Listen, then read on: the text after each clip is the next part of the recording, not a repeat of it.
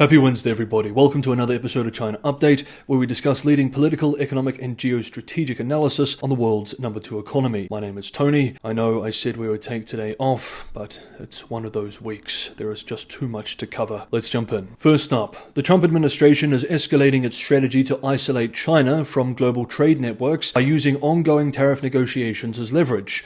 According to unnamed sources cited by the US-based Wall Street Journal in an exclusive report published today, Washington is now seeking to extract anti-China commitments from over 70 trading partners in exchange for tariff relief, an unprecedented diplomatic gambit aimed at cutting Beijing off from global supply chains and investment flows. The initiative, spearheaded by Treasury Secretary Scott Bessent, reflects a growing consensus within Trump's inner circle that economic containment of China should be a central pillar of US foreign policy.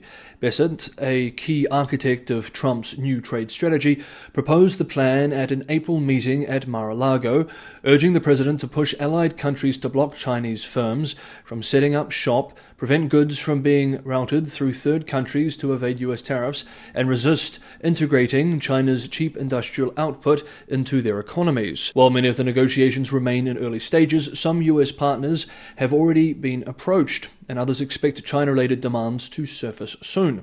Trump hinted at broader efforts in a recent interview, suggesting countries like Panama, who recently downgraded participation in China's Belt and Road Initiative, would be rewarded with closer US ties. Meanwhile, Washington's message is extending into technology and telecom policy. Federal Communications Commission (FCC) Chair Brendan Carr, another Trump ally, has warned European allies that they must choose between US and Chinese technology ecosystems, especially in sensitive areas like satellite internet and AI. Carr criticized European hesitancy over working with Elon Musk's Starlink, framing it as a test of Western alignment against Chinese ambitions in space and telecom infrastructure.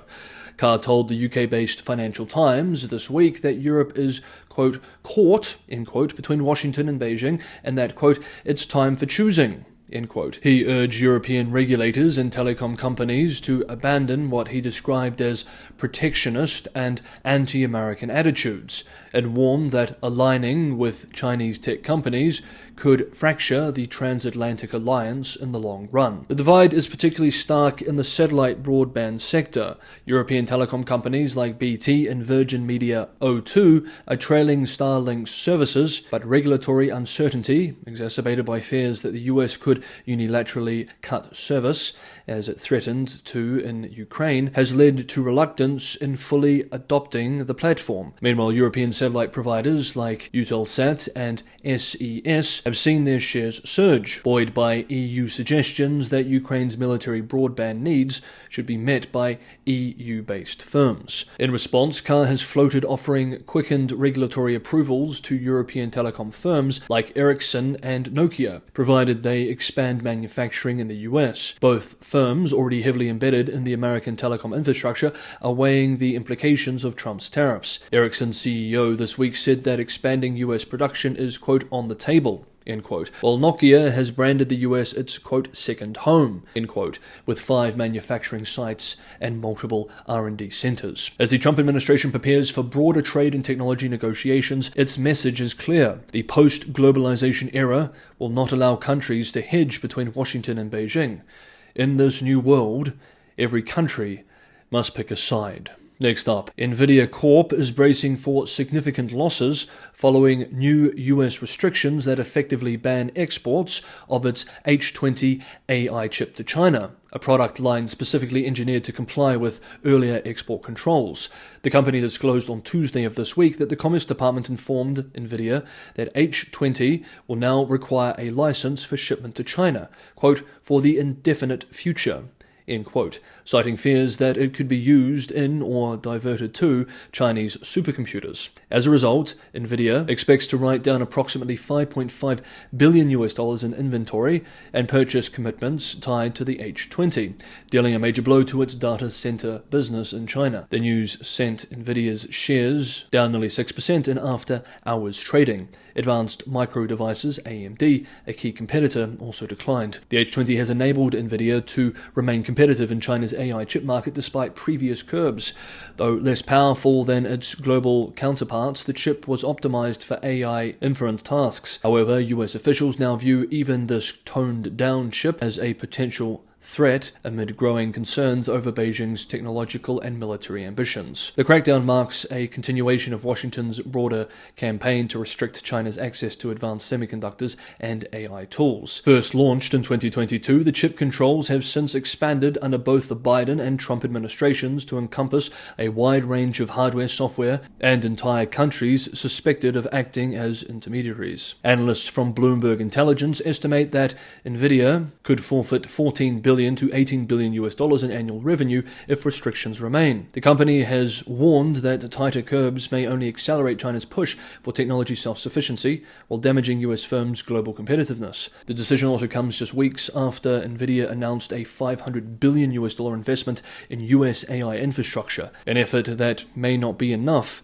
to offset the lost China revenue. The world is going through massive transformation, and the US-China trade war, tariff war, trade reset, whatever you want to call it, is at the center of it. If you want to continue to be on top of these developments as they happen, with up-to-date news and analysis, subscribe to China Update, hit the bell notification icon, and you will be. If you're getting some value from today's episode of China Update, don't forget to hit the like button. Patreon and Buy Me a Coffee links are also in the description below for those who want to help keep the channel financially sustainable. And finally for today, USB Group AG has issued the bleakest forecast yet among major global banks for China's 2025 economic outlook, slashing its growth projection to just 3.4% as US tariffs batter exports. This marks a significant downgrade from its earlier 4% estimate and underscores deepening concerns over the trade war's impact on the world's second largest economy. The bank maintained a forecast of 3% for 2026, also the lowest among major institutions. UBS economists, led by Tao Wang, warned in a Tuesday note that, quote, the tariff shock poses unprecedented challenges to China's exports, end quote, and will force, quote, major adjustments, end quote, in the domestic economy.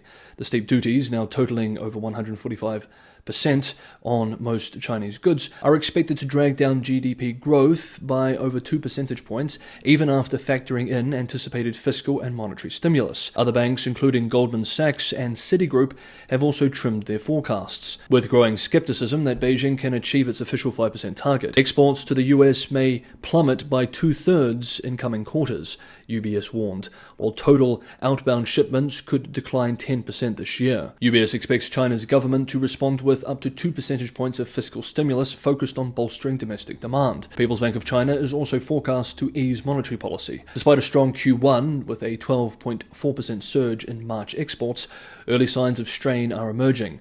Cargo volumes through Chinese ports began slipping in April, signaling tougher times ahead if trade tensions persist. On this UBS note, Peking University Professor of Finance Michael Pettis observed today, quote, I suspect this bitter trade conflict will put even more pressure on Beijing to achieve close to the 5% GDP growth target it set in March.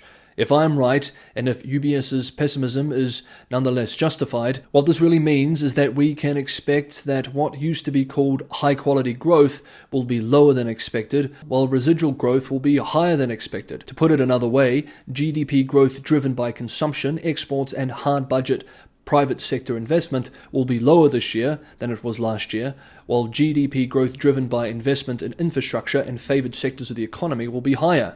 Except in terrible circumstances, e.g. the first year of COVID, local governments, state-owned enterprises, and the banking system will do whatever they need to do to achieve the GDP growth target. Although it is still early, I suspect they will do so again this year. End quote. That is to say, they will reach the growth target, but it will be with overwhelmingly unhealthy, unsustainable, and debt-driven growth. Okay, that is today's episode of China Update. Thank you everybody for watching this extra Wednesday episode. Have a good Wednesday, have a good week, and I will see you for another episode of China Update tomorrow.